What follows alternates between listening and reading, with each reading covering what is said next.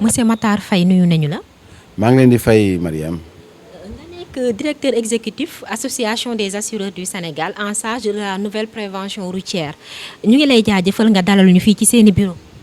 jërëjëf maa ngi leen di nuyu Mariam di nuyu waa Pikini Production. monsieur Faye ñu gis temps yi loo xamante ne mën naa ne tiital nañu bari sénégalais yu bari muy accident yi nga xamante ne ñu ngi koy remarqué fu ñu toll mu bari lool. causes yi nag bari na li ñu koy wax ñu ngi ciy tudd indiscipline ñenn ñi ñu ngi ciy tudd manque de contrôle bi au niveau de l'État ñu ngi ciy tudd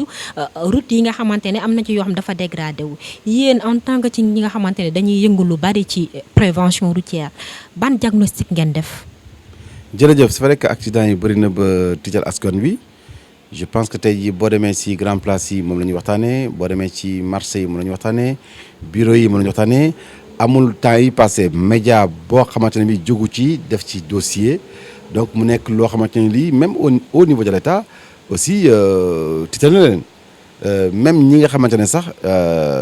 elles sont chargées mooy les FDS les forces de défense et de sécurité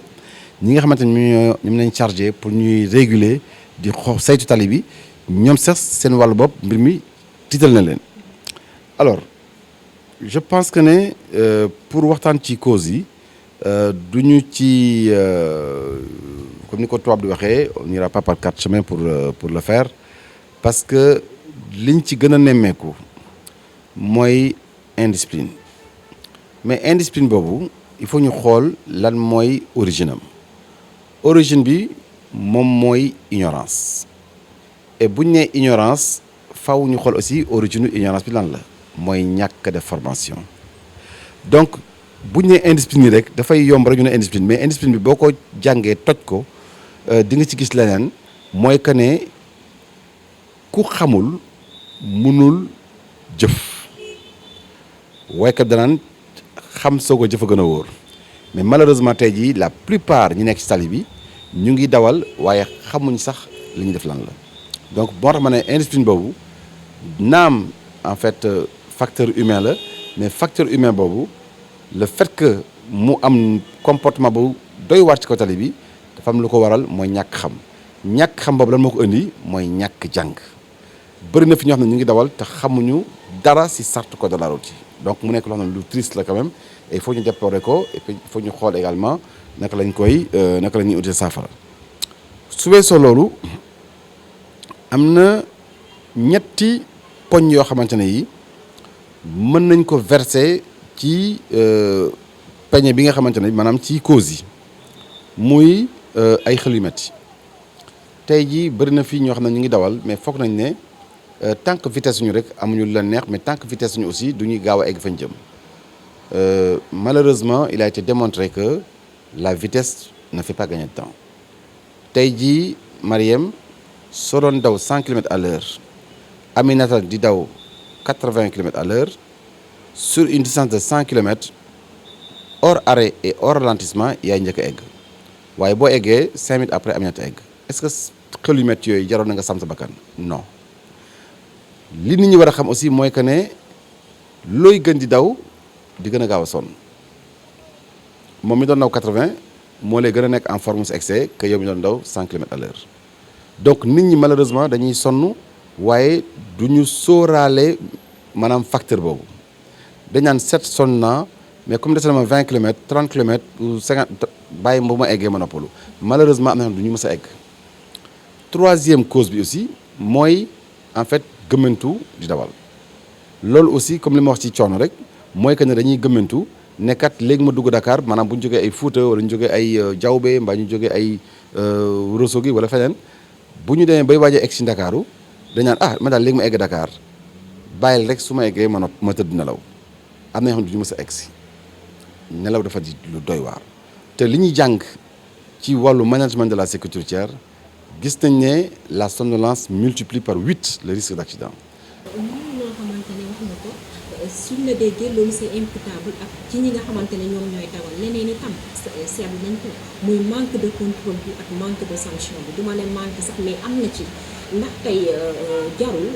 état bi par rapport ak ndaw yi muy teg ci tali beeg yooyu ñuy gën a xool tam contrôle bi ndax nit ki tamit bu jalgatee yoon état moo ko war a teg ci yoon. dëgg la parce que en fait les forces de défense et de sécurité seen rôle mooy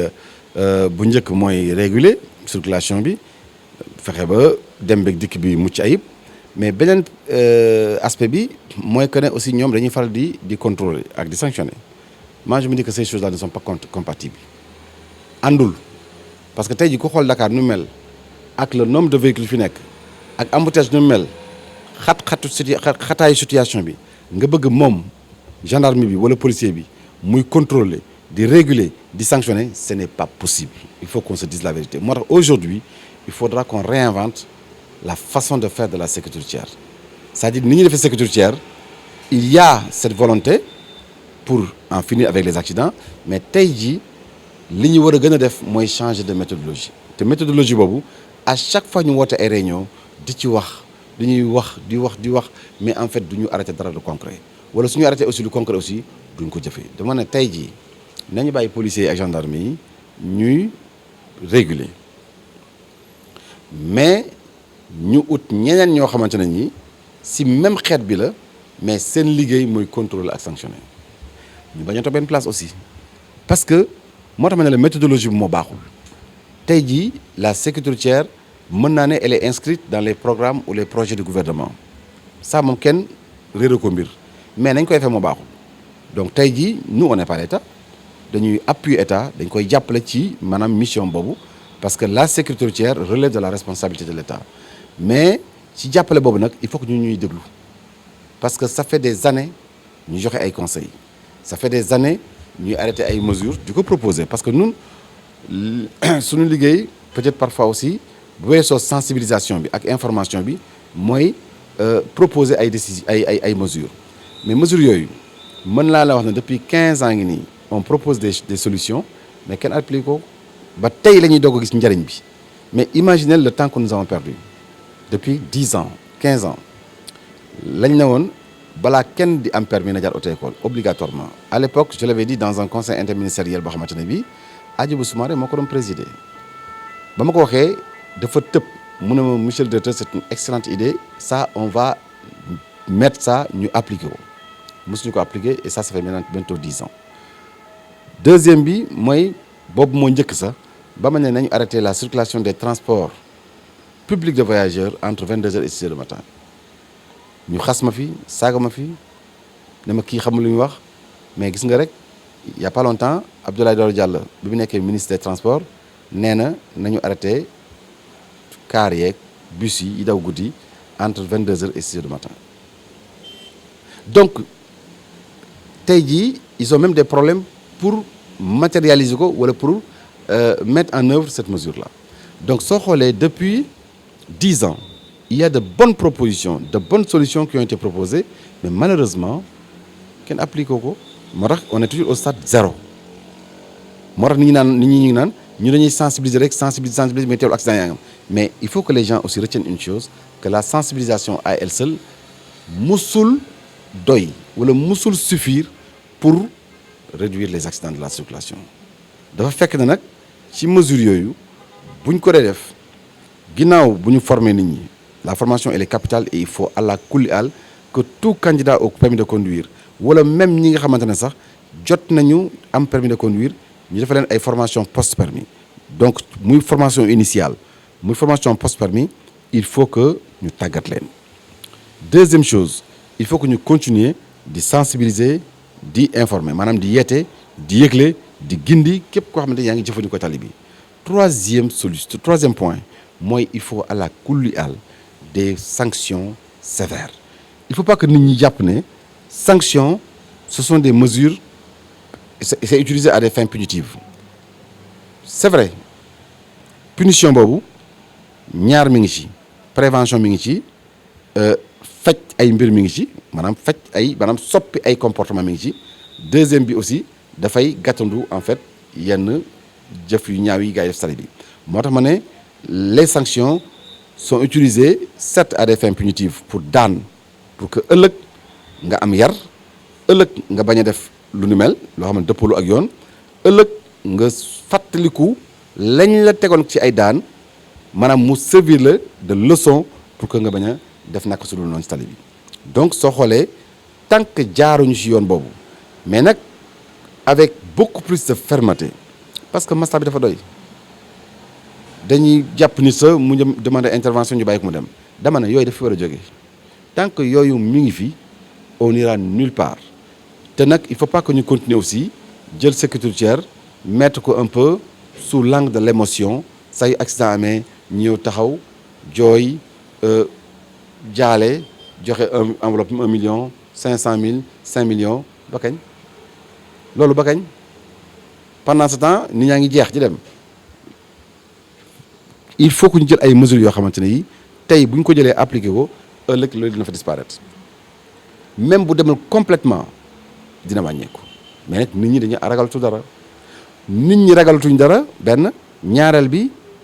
il faut qu'on se pose la question de savoir l'État a peur de quoi parce que man du ma sanctionner yow doo sanctionner c'est l'État qui sanctionne l'État a peur de quoi lan la ragal je me suis dit que nag tant que nag jëlul affaire bi à bras le corps bañ ci xool lu ma samba di wax lu syndicat bi di wax lu kële di wax tant que deful loolu boo dem ci avec fermeté même au sein de l'État su dee ay kilifa yu takku dañu ñëw def yenn nii ñu teg leen ay daan parce que kilifa dafa war a joxe le bon exemple et non di def loo xamante ni du naka su dul noonu léegi gis koo xamante ne ki day ñëw brûler fa am na kilifa yoo xamante ne dañuy def lu leen neex sali bi bu ñu arrêté sax ñu boole agent bi ak seen patron donc je pense que yooyu dafa di ay pratiques yoo xamante bu ñu bëggee suñu réew jëm kanam suñu bëggee yëfi dox parce que yëfi aussi warul dox pour ministre wala pour directeur général ba pare baadoolo bi di trinquer nañu yemale ñëpp devant la loi di sanctionner quand c'est nécessaire te bañ ci dellu ginnaaw même bu nit ñi wootee kilifa diine yi wala wootee feneen ñu leen déedéet dañu nekk ci réew moo xamante ne bi pour tabax ko il faut que ñu tënku ci ay charte yooyu ñu tënku nag na ko ñëpp jaar comme ça jàmm mën a am pour tout le monde tant que defuñu loolu madame ce sera un coup d'épée dans l'eau jëf joo def du gis kenn du ko gis jëf joo def day mel ni dañ ko wax ni soufflé ko mu naaw si ngelaw li donc man foofu laa bëgg a invité maanaam l'État nous on est prêt en tant que structure des assurances accompagner l'État parce que suñu expertise ci wàllu prévention routière kenn naatable ko ñëpp xam nañ ko Macky Sall xam na ko kilifa diine yi xam nañ ko partout on a été cérémonie religieuse yi gàmmu màggal Popenguine partout nit ñi xam nañ ko leen rek moo des mooy que ñun li ñuy proposé ñu di ko saytu teg yeneen expert ñu xool ko appliqué ko mais li ma wóor ba wóor mooy même su yeneen expert ñëwul sa wax ci ñun lañ leen di proposé pour jàmme askan wi la du ñu proposé loo xam ne dafay lor Sénégalais yi loo xamante ne nii pour wàññi maanaam nit ñi pour delloo si leen seen xel pour faire de sorte qu'ils soient beaucoup plus responsables pour faire de sorte que qu'ils soient beaucoup plus conscients qu'il y a un danger qui est là sur la route et que bu ci nit ñi jaaree